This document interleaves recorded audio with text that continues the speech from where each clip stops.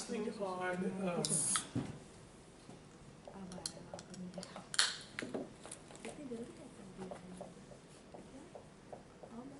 yield curve theory, there are basically three predominant theories.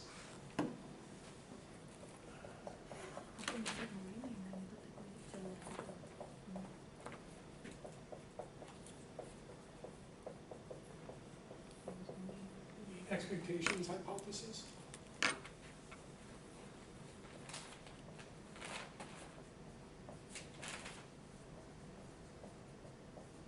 which is the Fisher equation. It says nominal interest rates equal real rates plus inflation expectations.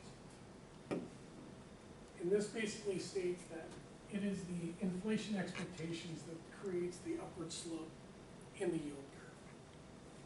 Because lenders of capital, I'm the bond investor, I'm lending money to the government.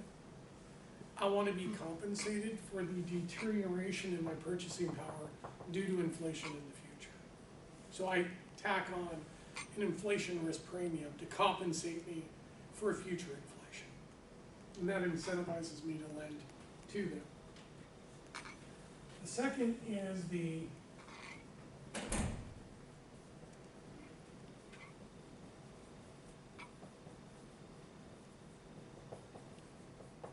preferred habitat theory. And the preferred habitat theory basically states that the yield curve is basically broken up into market segments based on short, medium, and long-term borrowers and investors. Short-term borrowers and investors, investors are looking for liquidity, someplace to put their money. Yes, there's reinvestment risk, but they're looking for a short-term place to put their money to generate some return and also have liquidity.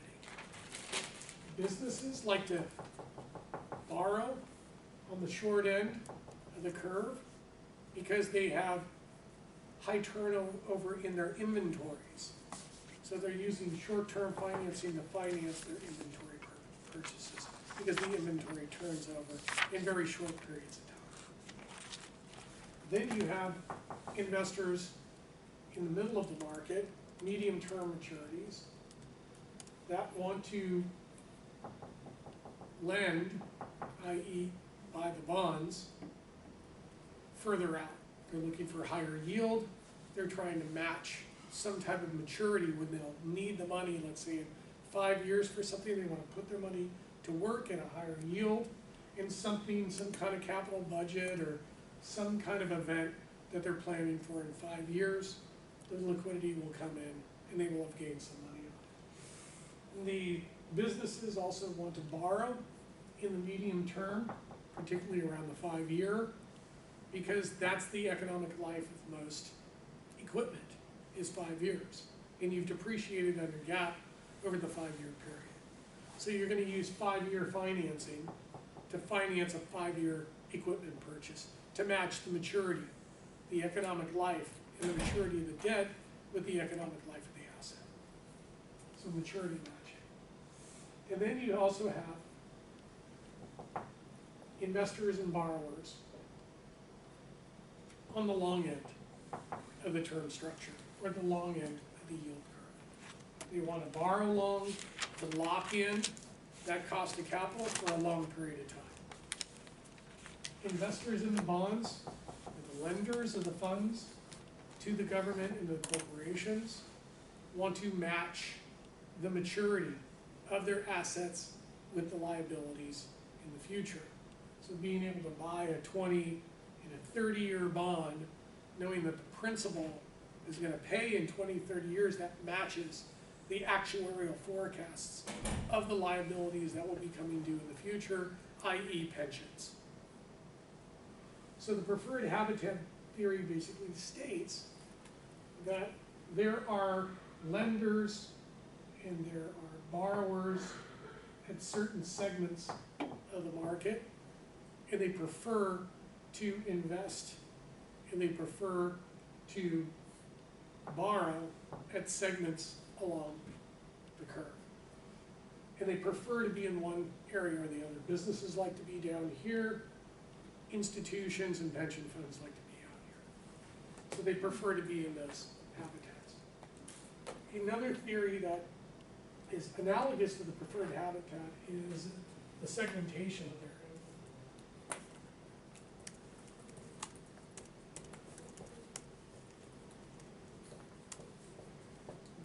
Market segmentation, which basically states, which is really a derivative of this preferred habitat theory, is that the yields, the yield to maturities for these bonds and the prices of these bonds are determined based on supply and demand within these segments along the yield curve.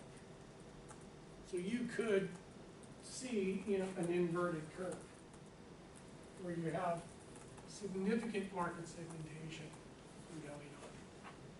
Or the curve could be upward sloping where you have significant segmentation going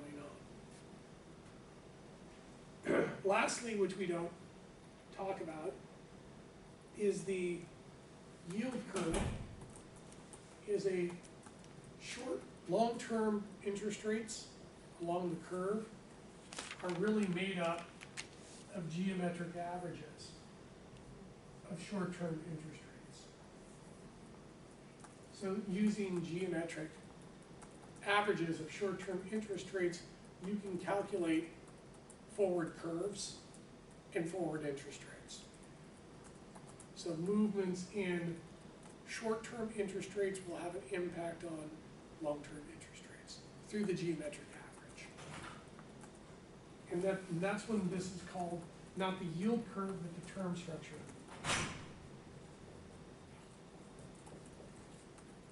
of interest rates. And the term structure of interest rates and the yield curve are analogous. Term structure is more scientific in the calculation of the forward curves using the geometric average. The yield curve is basically a description of the yield curve. Okay?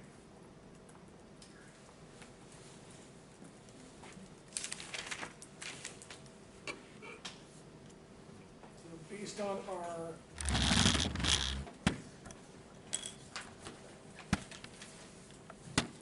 notes, this is the number 16 and 17 is what we just went through, which was the dynamic yield curve and yield curve dynamics. Okay, and again, your book assumes that you understand this, right? All right. So the next process, I think what we should do are the memos. Okay, so let's go back. Actually, I can turn this off right up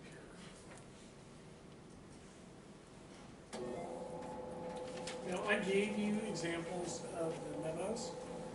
Okay, and again, my recommendation is to take a memo and replicate it. Okay, make it look exactly the way that it looks from a formatting standpoint.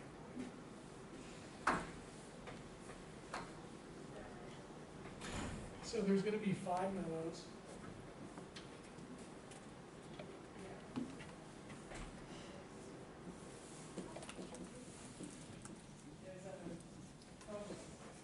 Of the 5 major asset classes. So I would do stocks first. I would do oil. I would do gold. I would do bonds. And I would do the dollar. Foreign exchange. The dollar. Okay. And what you're trying to forecast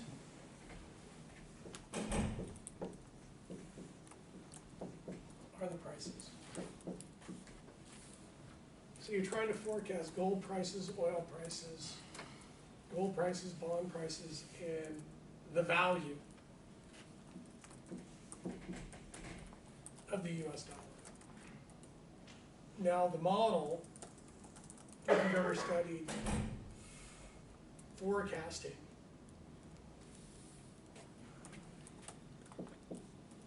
you have your dependent variable, which is going to be the price of the asset class. Then you're going to have some intercept term, or alpha. Then you are going to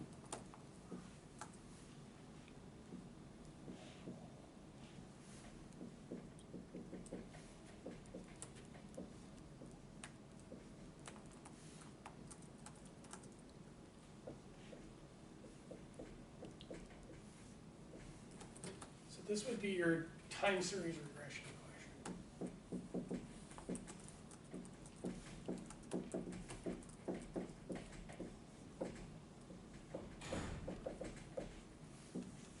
So obviously you're going to have the index values or the prices, or the change in the prices over time. Then you're going to have your factors, probably be economic factors.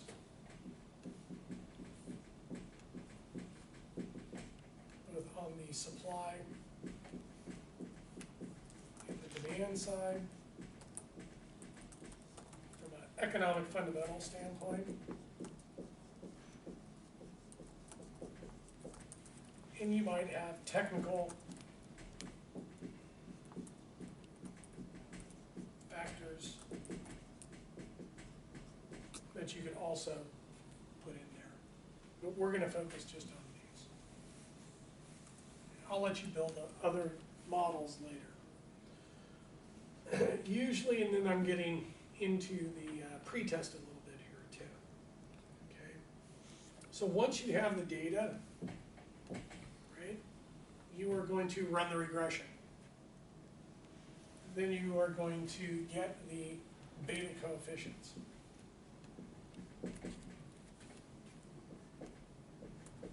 Or what are also called the estimators. Or just the weights, basically. And if you've done a good job in building a model to forecast these asset prices, you are going to see the regression results.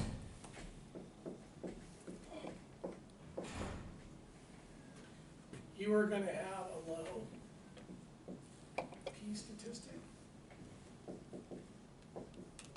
You are going to have a low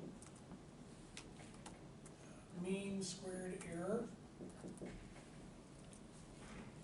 You are going to have a relatively high, not high, but relatively high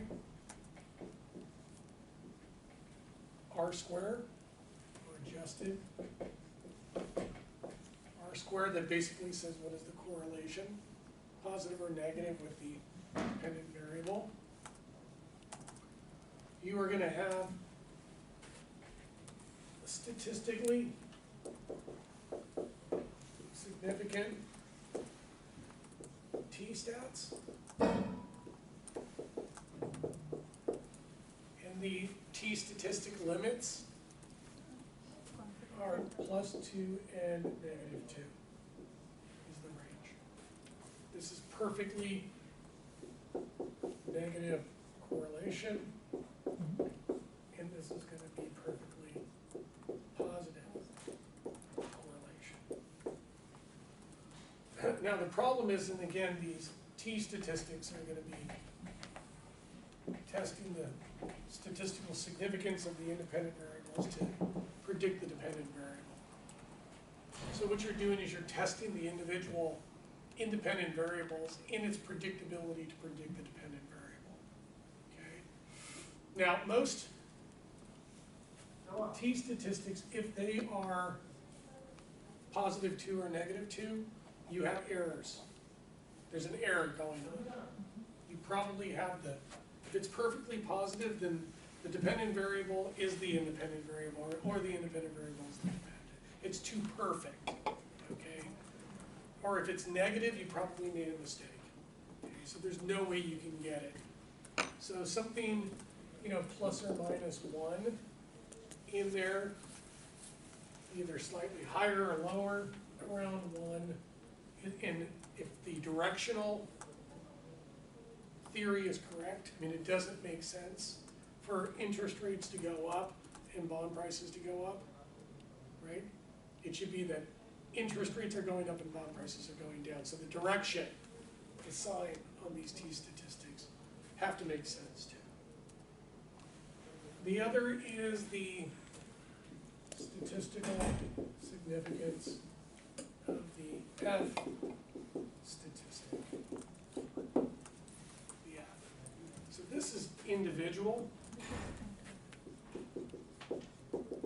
This is individual variables. This is model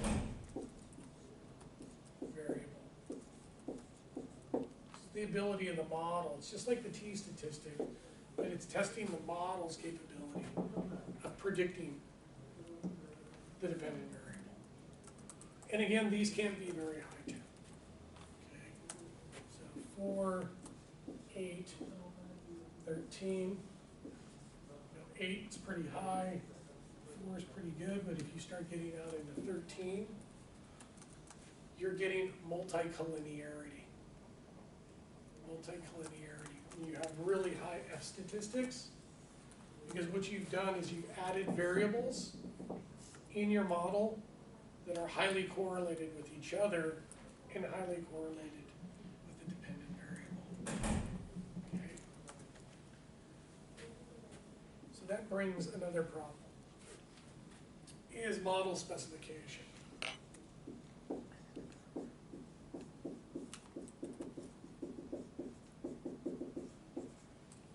Now the rule of thumb is no more than 5 variables in the model. No more than 5. Okay. In physical sciences, chemistry, physics, you can have 1 or 2 variables in your model that do a really good job of predicting gravity. Right? I can do this like a zillion times, and I can measure the speed and stuff of the gravity. But in social sciences, what happens is that a lot of the variables in your model are highly correlated to each other or related to each other. So by narrowing the specification and limiting the number of variables in the model, you limit the model from having multicollinearity.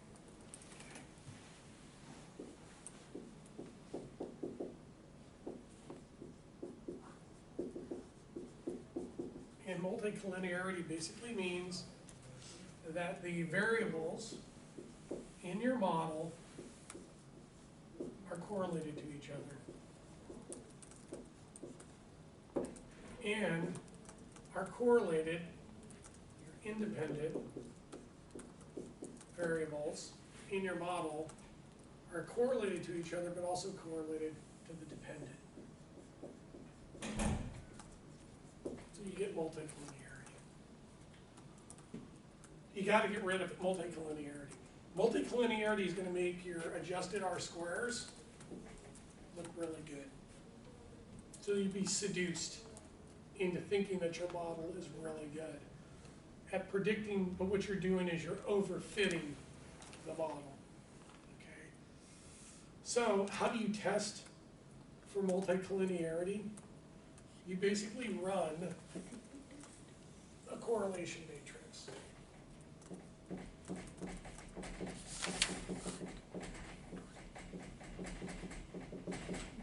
You run the correlation matrix between the dependent and the independent variables.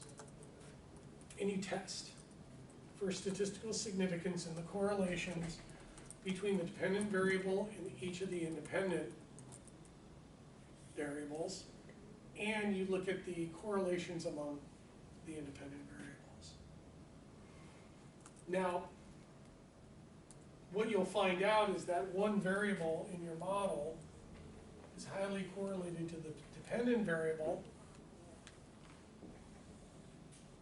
along with another, but they are highly correlated to each other. So you only need one. You don't need the two. So the question then becomes, which one do you keep and which one do you throw out? Now, this variable here may have higher correlation in t-statistic compared to this one. So do you keep this one and throw that one out? How do you make, what's the decision rule in keeping and throwing out variables? Well, in both cases, the correlation and the t-statistics are significant enough with the dependent variable to keep them both in it. Most students would say, I would pick the one that's more statistically significant and keep that one in and throw the other one out. But that's the wrong answer, okay? Because you have two things. You have statistical significance,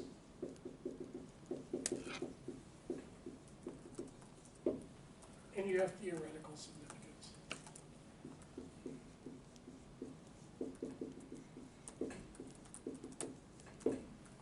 Now, the statistical significance is going to be based off of the quantitative outcomes of your regression diagnostics. Theoretical significance provides you with two benefits. One is external validity. Because what you've done to justify your model, and the variables in the model, is you've gone and you've done the research, the literature review. You've done the research on peer reviewed academic, into less degree, industry, research papers.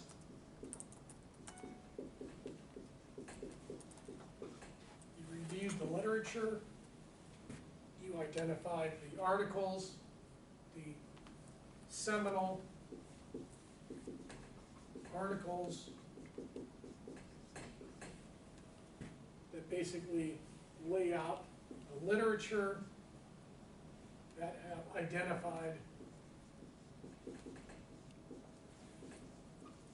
methodology, the model structures, and validated the variables.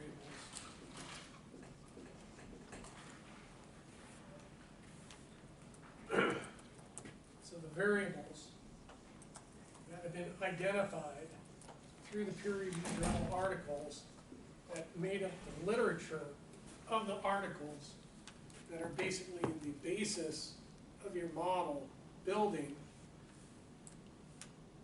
If this one's more statistically significant based on the sample data that you pulled together, but this one is more theoretically correct because this variable has come up over and over and over again in the journal research, pick the one that's more theoretically correct. Then the one that's more statistically significant, because the statistically significant could be random significance just based off the sample that you pulled.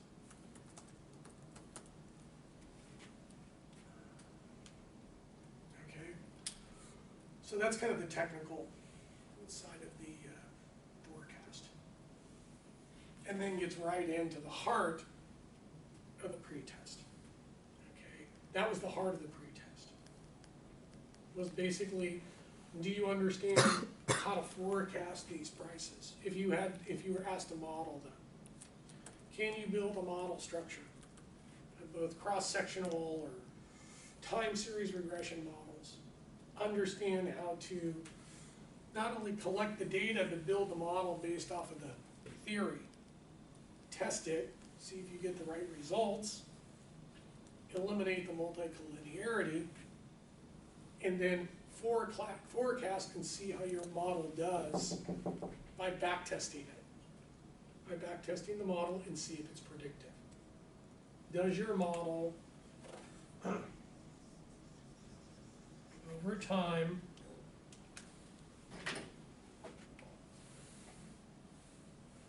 basically track the market forecast?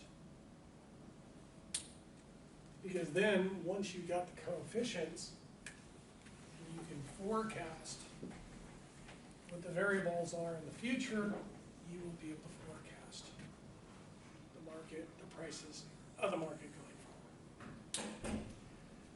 Now the question is this is the technical modeling around the forecasting, but there's economic modeling around the forecasting, and that's what we'll do right now. Any questions on this? No, okay. So the data which we have to take, like if we are doing Say memo that for again, I'm a sorry. stock, What was your question? if we are say we are preparing a memo and trying to forecast stock prices, Yeah. so we need to go back to 2 Well, years. I'll go over the variables with you. Okay. Okay, that's what I'm gonna do now. Oh. Okay, you don't need to do this. You're not gonna do this. Yeah, You're gonna have, you're not doing this. You're doing this in your brain. Okay? What I'm doing is I'm setting up the internal programming in your brain so that you understand it. What we're then gonna do now is go in and say, what are the factors that we know are already statistically significant that would be in this model? But what is the economic, microeconomics around the variables that would show up in the models if you were to model it? Okay, I'm not gonna make you do that. Okay? All right? Okay. But you need to know this, right? Because if I can forecast where I think these are gonna go based on the economic models and economic principles and the research, and I build the model and it tracks and back tests well, if I forecast based on my models that stock prices are gonna go up, what are my trades? Buy Buy what? stock. Now let's start at the top. Buy stock. Let's go through the list. If I can forecast it based on the models, the research, the forecasting, I back tested, I can forecast the S&P 500 index, and I'm forecasting that the S&P 500 index is gonna go up by 5 to 10% over the next 12 months. What would be my derivative trades? Buy calls, Buy No, let's forward. start Buy forward. by forwards. Buy forward. Let's go through the list. buy futures, Buy Buy calls. futures, buy calls on, Buy calls. buy calls on on the on futures the index. futures. Contract price Sell, and sell put. sell On put. the- Right put. right puts. Right. Right, puts on futures contracts. What else can I do if this is the S&P 500 index? Do I have any trades on the ETFs? Yes. Yes. So what can I do if they're gonna go up? You can buy ETF. Buy I can buy the ETFs, I can also buy what? The calls. I on can buy the index. ETFs on margin, Okay. I can use borrowed money. And then I can also do what on the option contracts? Buy calls. Buy calls and right. right puts. So how many trades do I have? If I can Three. forecast, I can build the model and it back tests, and I can forecast where stock prices are gonna go in the next 12 months, how many trades did I just have? Need 6. So buy Buy forwards, six. buy futures, buy calls on futures, buy puts on futures, I buy on margin, Seven. buy calls, buy puts, Right. right? And then what can I do on the individual stocks? You can buy that. Buy. Buy on margin, Mhm. buy calls, and buy Buy puts. I calls. got 10 trades right Okay. And then if I have more stock than just Apple, Mhm. I can buy on margin, buy calls and right puts. So if I have 10 stocks, I now have 30, I now have 40 trades. Mhm. So you see how the trades can replicate and get larger by increasing the number of indexes, ETFs, and individual stocks. So now, what happens at that point when you expand the trades, you then go take Hank Pruden's class, or some of the other technical trading model classes, where you've laid out all of the trades, the 30 to 50 trades that you've come up with, and you start testing the individual trades and figuring out which ones are feasible. Eliminate the ones that are infeasible, focus on the ones that are feasible, and get ready to place those trades, and then profit from it, okay? But we're not gonna do that in the class either. We're not testing the individual trades, but I'm training you to be able to go through the process so that when you do get to the point where you're hired by the bank or a hedge fund or something, and you are put into the position to make trades, either on the sponsor's account or your individual account, you know what trades to make and which ones you can actually make. Okay? Any questions? Okay. So let's do the economics of this. And the economics are pretty straightforward, because it's just supply-demand analysis. How are we doing on time? How much time do you have? 20 minutes? Okay, so let's do this in 20 minutes, and then I'll go back and do it again. Next week I'll expand it. I at least want to train your brain and then send you out into the world. Okay. So let's just use stocks first, okay? But this could be done for all 5 of the asset classes. So we'll just use stocks first as the model, okay? So you're going to start using microeconomic analysis, okay? Supply and demand curves. Supply and demand curves, okay? Oops. Quantity, price, okay? Supply, demand, supply, demand, okay? The asset class we're going to use is stock prices. Right? You're going to start in equilibrium, which is going to determine optimal price at some given quantity. We will do demand first, and then we'll do supply. So you always start in equilibrium. And then what we'll do is we'll have factors. That basically will influence shifts in the curves, okay, for supply and demand. So we're using stocks, right? And basically there's some basic models, as we know: dividends divided by I equals V, dividends divided by I minus G equals value, PE multiple, times earnings per share, it's going to give you V, or it's going to be the sum of the dividends over I, or 1 plus I to the n, plus stock price over 1 plus I to the n. Is going to give you some value. It's just a rudimentary. So there's a few ways of valuing stock prices. So first is you shock the system. You get a demand shock for stocks, which shifts out the quantity demanded and causes the price to go up. What would be some of the reasons that would cause the demand curve for stocks to go up?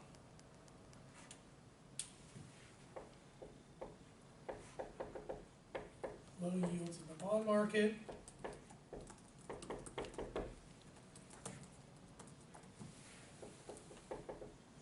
High prices in the bond market, high prices in the gold market, high prices in the oil market, high prices in real estate market. So basically, these markets are all overbought. The stock market is oversold or undervalued relative to the other asset classes. I'm gonna sector rotate. I'm gonna sell off these overpriced assets and I'm going into the stock market.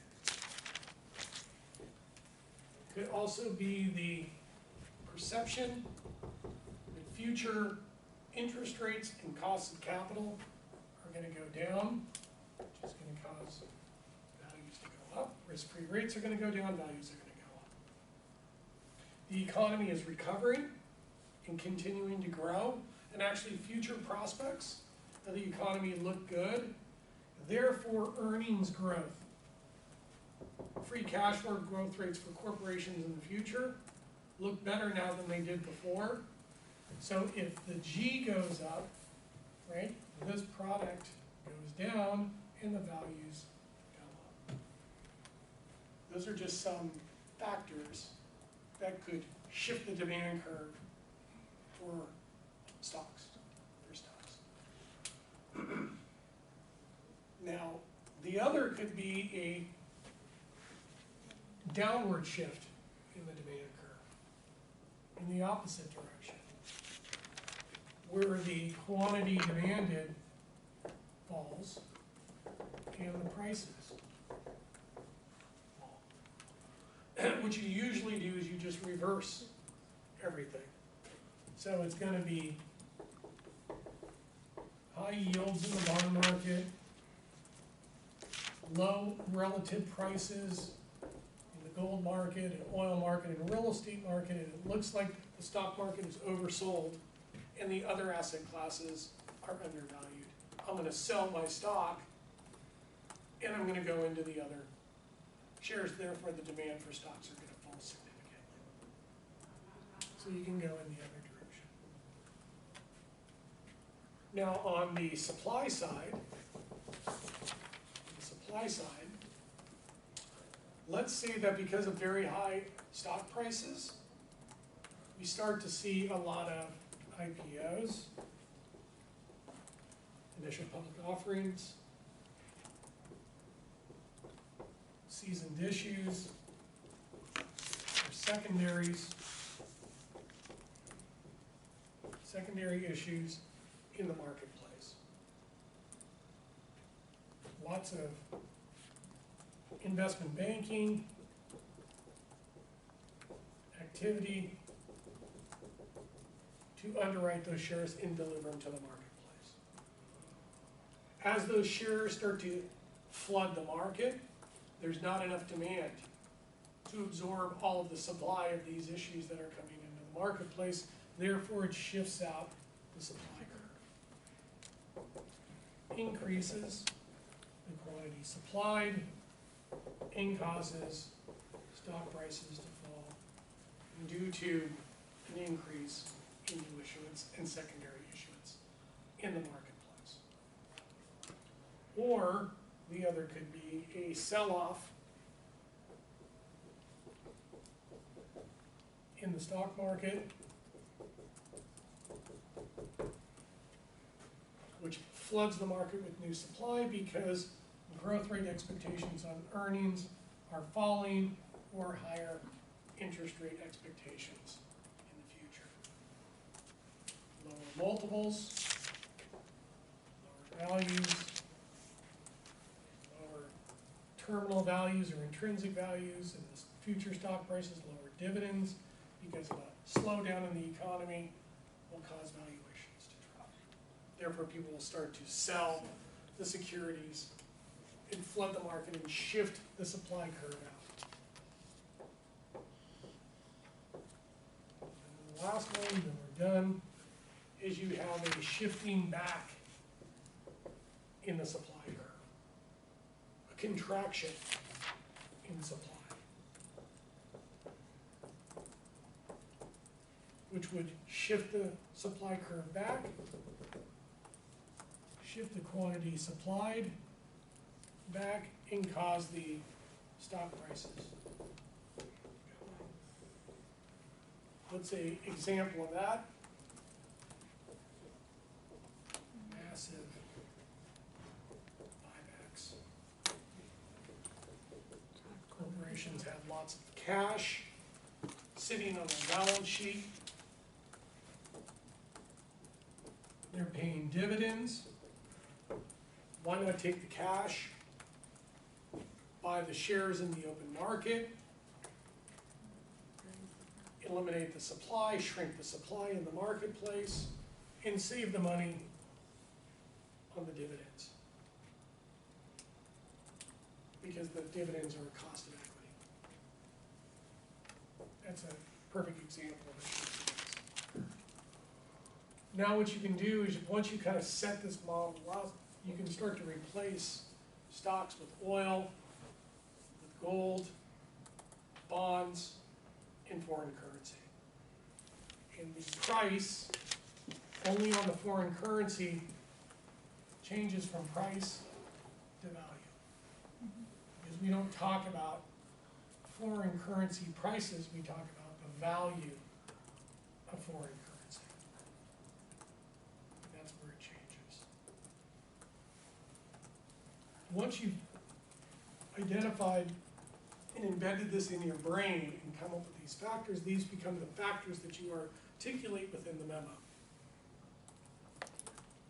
Once you've gotten the direction of where the values or the prices are going to go, based on the factors, then the trades are mechanistic, right?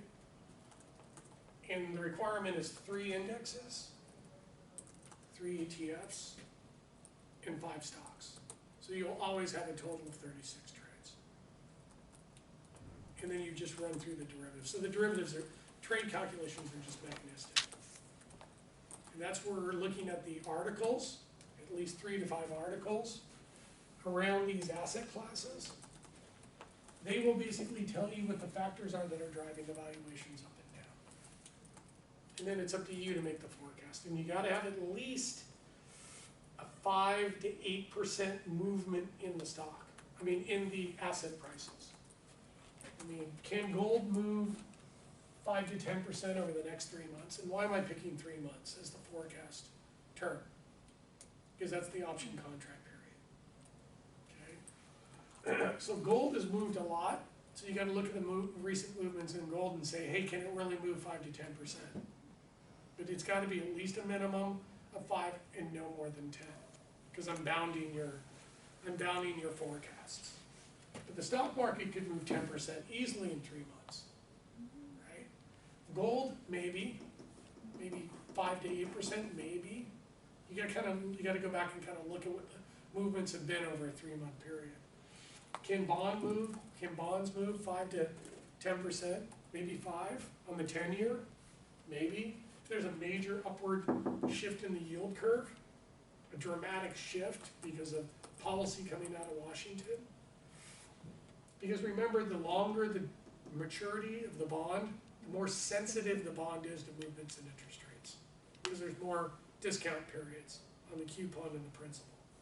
So any movement in interest rates is going to be magnified. The duration, the convexity, the elasticity of movements in bond prices are magnified the longer the bond is by movements in interest rates. Okay? So I think that's it. So think about the factors, replicate the model. That'll set us up for the memo. We'll do the memo next week. And then I think we can probably start moving into the products. We'll do new product development and design next week.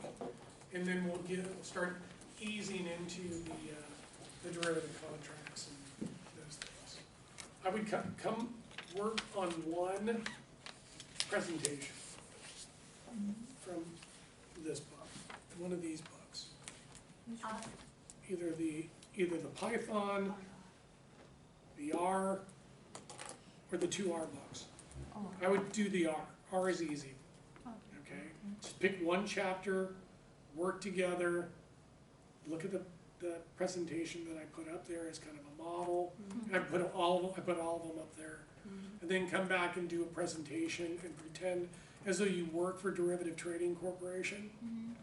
You basically are bringing a proposal to implement this application for this specific purpose, either it be FX or yield curve forecasting or value at risk or whatever, and make a presentation with a recommendation that we should implement this application and what the economic benefits would be to the firm. And just try to be creative. And if you can pull in the real data into it and run it and test it again and see if it works, that would be awesome. Okay? And the chapters are pretty dense, so 4 people working on them if you kind of break them up. If I did them myself, it took me hours to do Okay. them. Okay? But you really have to edit, you know, really edit the, you know, use the charts that are available in the book, just use the PDF, bring them over if you want to, or replicate them yourself.